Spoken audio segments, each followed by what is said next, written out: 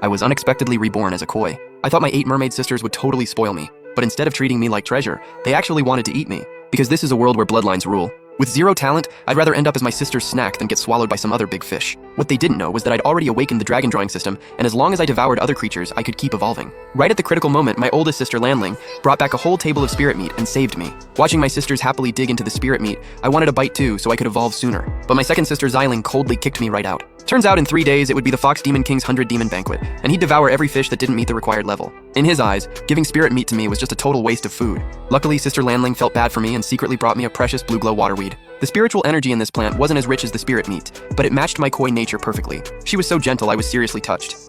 But Lanling could only do so much for me. Whether I'd survive 3 days later was up to me. As soon as she left, I devoured the blue glow waterweed, and the spiritual energy inside me instantly surged. My level jumped straight to low tier 9.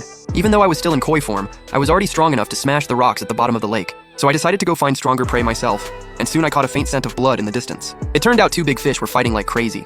As the saying goes, when the big fish fight, the little fish wins. So I hid nearby and waited like a real opportunist. The second they both went down, I rushed in and devoured their bodies. 2 massive waves of energy flooded into me, and I not only broke through to mid-tier 8, but even my bloodline evolved. I transformed from an ordinary koi into a dragon-like koi with sharp, draconic features. It was only the beginning of true dragon traits, but my strength had already multiplied countless times over. Just then, I heard my sisters screaming for help at the surface.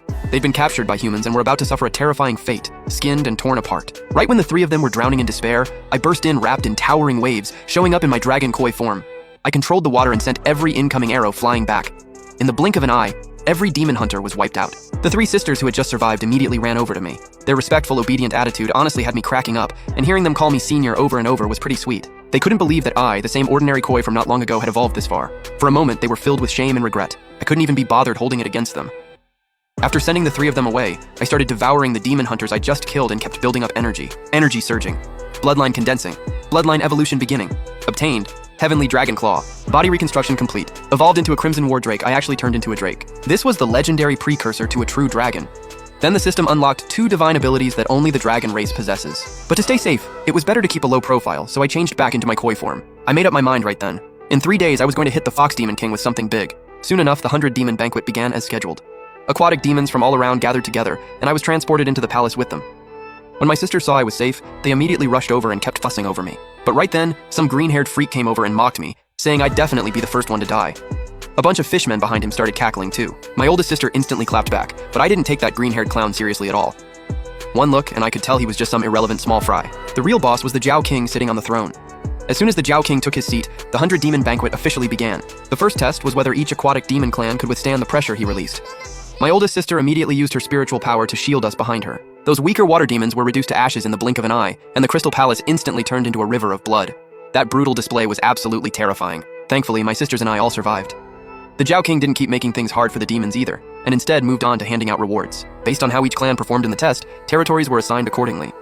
The green-haired freak next door got a first-tier territory, but when it was our turn, the Jiao King only gave us a barren bottom-tier territory. Seeing that, the green-haired freak stepped up again and started provoking us, mocking us and saying we'd be better off submitting to him. He even said my 8 sisters should have a bunch of baby fish for him and spend the rest of their lives serving him like slaves. His arrogant attitude was beyond irritating. My oldest sister's face instantly turned cold, and she warned him to watch his mouth. She carried a 5th rank bloodline and was the clan leader personally approved by the Jiao King. But the green-haired freak only got even cockier, because his clan carried ancient Jiao blood, a legit top 3rd rank bloodline. Just the power of that bloodline alone was enough to completely suppress us and turn my sisters into lowly slaves. His words left them speechless. They were so furious they started crying, but not only did the Jiao King refuse to stand up for us, he actually allowed the green-haired freak to keep doing whatever he wanted. The green-haired freak licked his lips excitedly and immediately started fantasizing about the good life he'd have controlling my sisters.